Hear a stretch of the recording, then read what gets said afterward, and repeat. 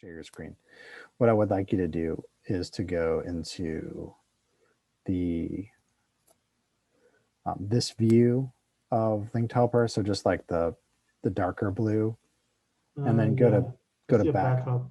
Yeah, click on that, and then click on export, and then create this file.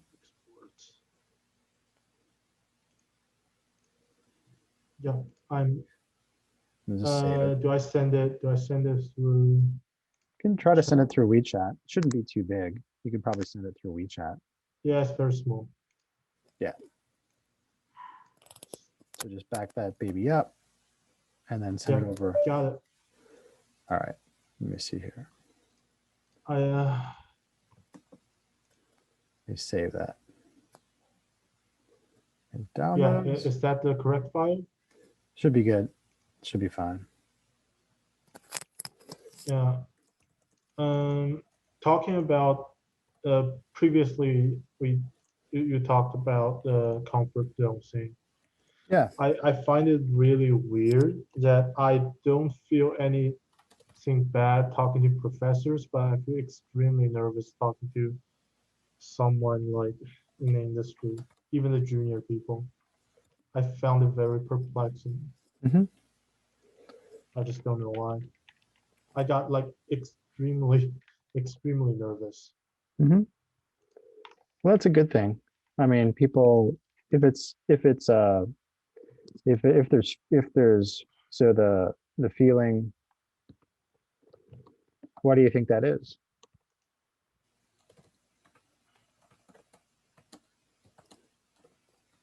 What do you think?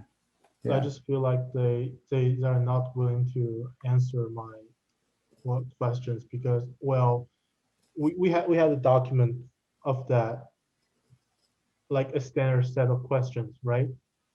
That's for the 20 questions for the juniors. Mm-hmm. Yes.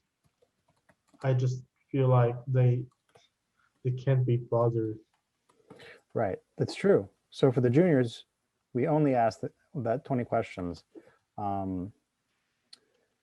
That's correct. For juniors, we are asking 20 questions, and that's it. For the seniors, we are not. We're not asking 20 questions. For seniors, we are using the info from the 20 questions and applying it. So, for example, industry dynamics.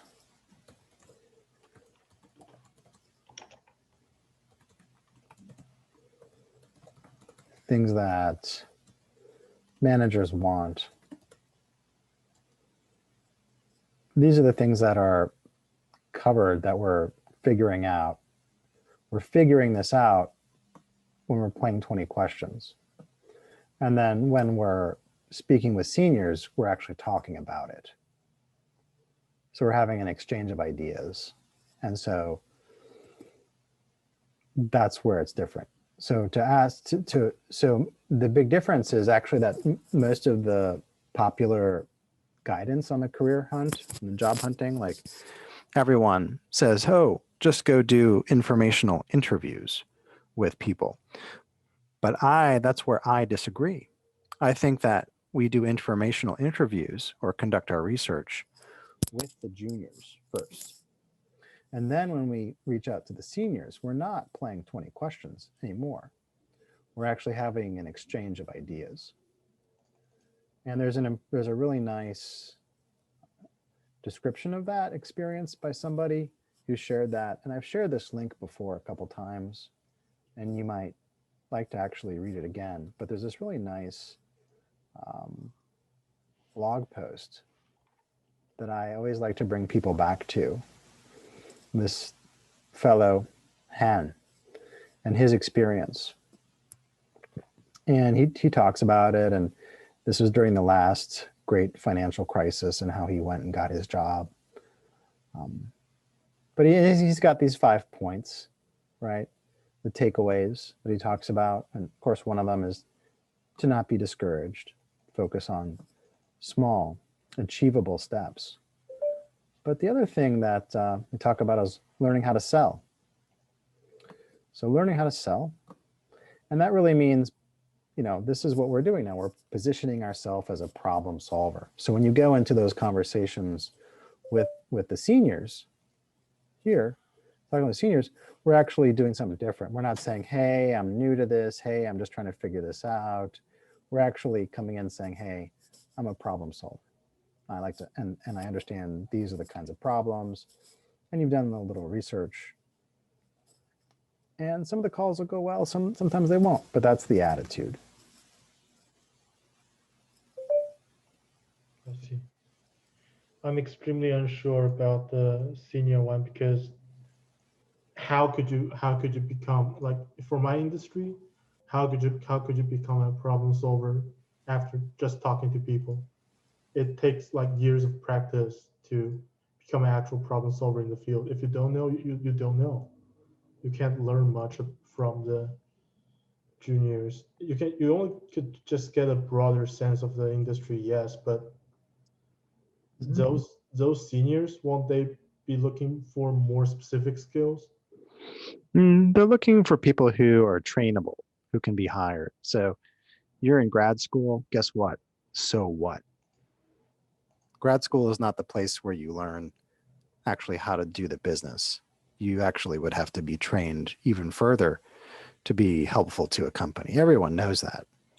So no one's asking that a graduate student or even a PhD, right, is going to know how to solve every problem. That's not what we're looking for here. People are looking for people who have a sensitivity or an awareness to what the problems are and an interest in solving those problems. That's much different than someone going around saying, I want a job. Hey, I want a job. Hey, I want a job. Mm. I need a job. So that's where we're trying to make the biggest difference here. It's not saying I am the one that solves all problems. Again, this is the tendency of our mind to maybe move towards perfection, and we're trying to be perfect in everything that we do. I know that I've been a perfectionist, and I'm kind of trying to, I consider myself a recovering perfectionist. So, perfection would say, perfection would say, oh, I don't know how to solve the problems, therefore I can't get hired. But what getting hired looks like I am aware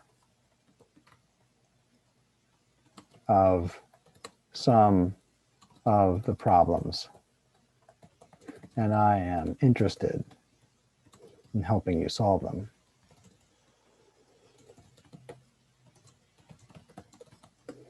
So just being aware of the problems, and then of course the job seeker. We want to move away from the job wanter status. The job wanter is somebody who they just see no value in making human connections. So I just want a job.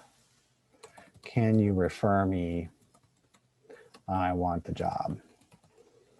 So they're just not even engaging on the things that people care about, that matter to other people. They're just about themselves, and the fear and the sense of lack and wanting completely crushes them. And the more they want it, the less they get. And so that's why we typically don't want to send a resume when we can avoid it, is because the resume just says, okay, I'm a job wanter. So what we want to do is we want to get people to, what happens in the job search, just to kind of review, is that you've got HR, and they don't really know who to hire. They're just following the directions of the VPs and directors. And they're saying, okay, these are the things that I want in a position, these 4 or 5 things. Now try to go find them, and then they go out and they issue the job description. Okay, and then once the job description then sends back 1,000 resumes to the HR, But meanwhile, there are about 10 or so or 20 people who have already done the networking with the referral. So this VP director, they sends these 10 or 20 people over to HR, and then the HR basically just focuses on those 10 or 20 people, and then maybe they grab, you know, 1 or 2 resumes from this pile of 1,000. But it's really these people here who are getting hired, because it's not, that's the mechanics of what's going on. But you don't need to be perfect or anything like that, or know everything. That's not true. You don't.